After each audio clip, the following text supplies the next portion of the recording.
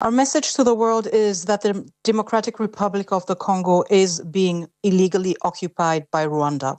This is the clear result of decades of impunity and of not holding President Kagame accountable for his flagrant violations and his disregard for international law.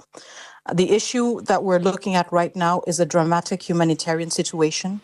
The main city in North Kivu province, Goma, being occupied by Rwandan defense forces with, as a puppet, the M23, a pretense of an armed group.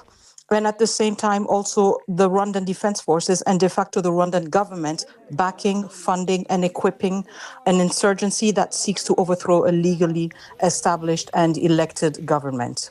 Rwanda, of course, has always denied sending its troops into your country, denied its support for the M23, even if the United Nations certainly backs up some of your claims. But I think a lot of people around the world look at this and they're shocked that a country the size of the Democratic Republic of Congo, in terms of geography, in terms of population and resources, is struggling to fight off, as it says, tiny Rwanda next door. Of course, but what we should not lose out of sight is the dramatic investments that Rwanda has put into arming the RDF and into arming the M23.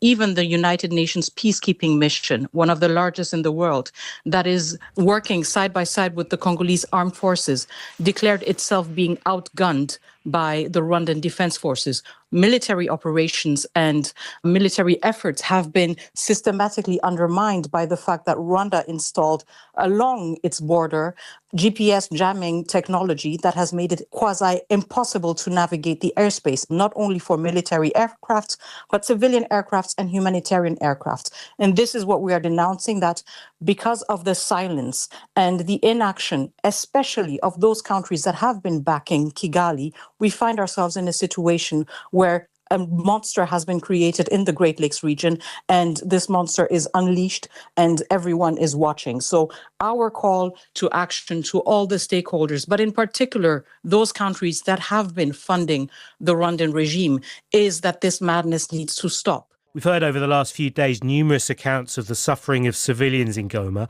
whether it's a lack of water or electricity, concern about food or the problems in hospitals, allegations too of rapes committed on civilians. Well, M23 seems now to be heading towards another major city in the east of the DRC, Bukavu. Can you guarantee the Congolese people that your armed forces will be able to keep Bukavu out of M23's hands? Of course, and it is out of question that we consider a scenario under which the M23 would advance further. Also, this goes hand in hand again with holding Rwanda accountable for what is clearly orchestrated regime change by Rwanda, a country that benefits of so much foreign aid. We ask ourselves the question whether British taxpayers are satisfied with the fact that their taxes have consistently contributed to funding a person who is intent on destabilizing an entire region, but also who has been doing so to exploit illegally natural resources in the DRC. So to be clear, what are you asking then of Britain, of America, of other Western countries? What do you want?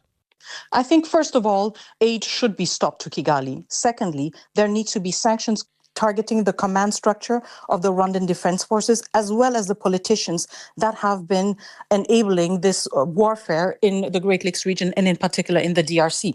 Also, I think that Rwanda ought to be under an embargo for all of its mineral exportations. They should not be benefiting from what has been mined illegally and under forced labor in the eastern DRC. Rwanda should also be suspended. This is a very important point. Suspended as a troop contributing country to United Nations peacekeeping missions.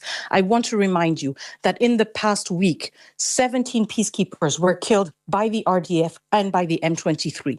Peacekeepers killed by Rwanda, which is one of the largest troop contributing country to United Nations peacekeeping missions. It is unacceptable that in 2025, we have to witness a country that presents itself as a peace bringer in other countries be a warmonger in the Great Lakes region. Your president, Felix Tshisekedi, refused an invitation to meet the Rwandan President Paul Kagame at a summit in Nairobi to discuss this crisis with regional leaders. Not a good look, is it? Well, I would want to remind you that there is a framework under which the political tensions between the DRC and Rwanda was being negotiated, the Luanda process. I would like to remind you A peace agreement had to be signed between the DRC and Rwanda under the auspices of Angola. It is President Kagame who did not show up. We are urging, just as all members of the Security Council have done so, for the return to the negotiation tables at the Luanda process.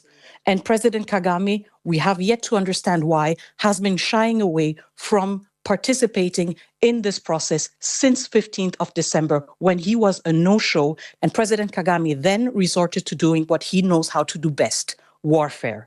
There is a peace process, and Rwanda is missing in action in that peace process. The action that Rwanda is undertaking is a very deliberate choice, and the world is seeing it.